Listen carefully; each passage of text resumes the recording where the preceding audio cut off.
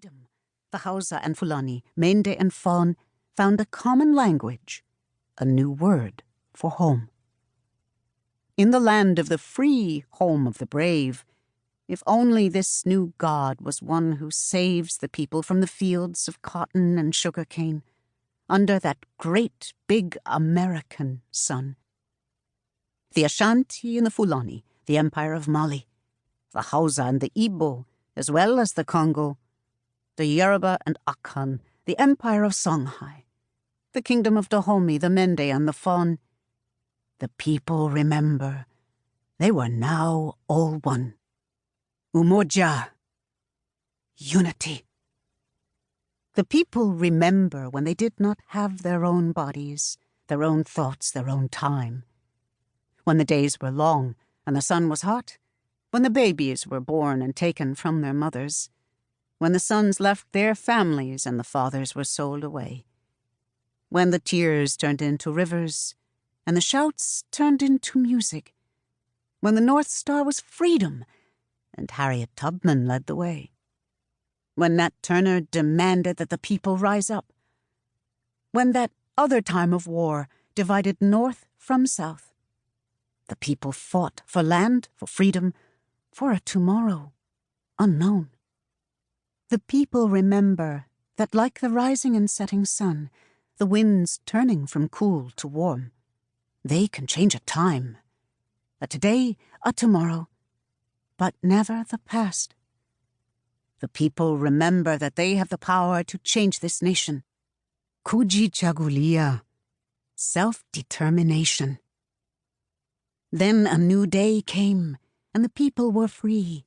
The chains had been broken, and they could now run toward faraway fields, toward skies, toward sun, toward each other, toward lost ones, and toward fathers and mothers.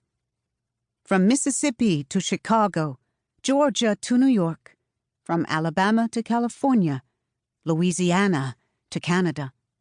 The people remember that great migration to new lands, to new borders, where sharecropping hands were now factory machine fingers.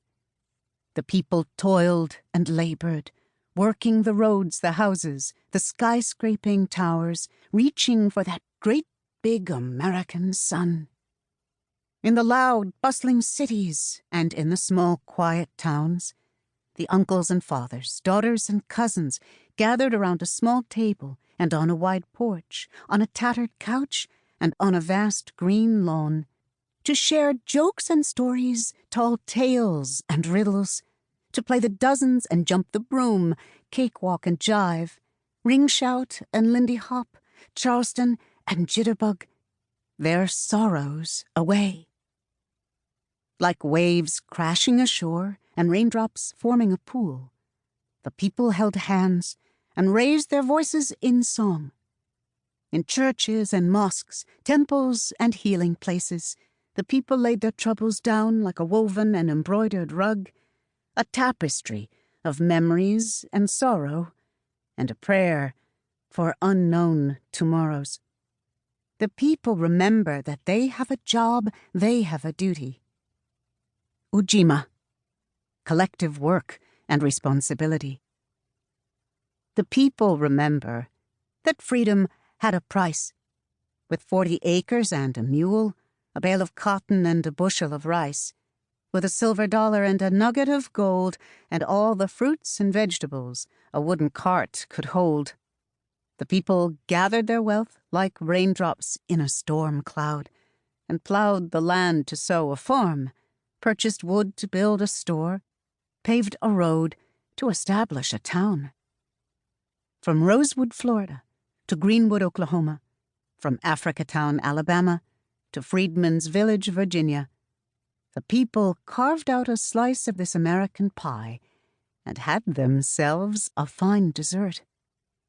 Sojourner Truth told the people, "I sell the shadow to support the substance." Marcus Garvey's Black Star Line brought some of the people back to Africa. This long journey home, a sweet, sweet justice. Madam C.J. Walker became a millionaire when she said to the people, "Love your hair."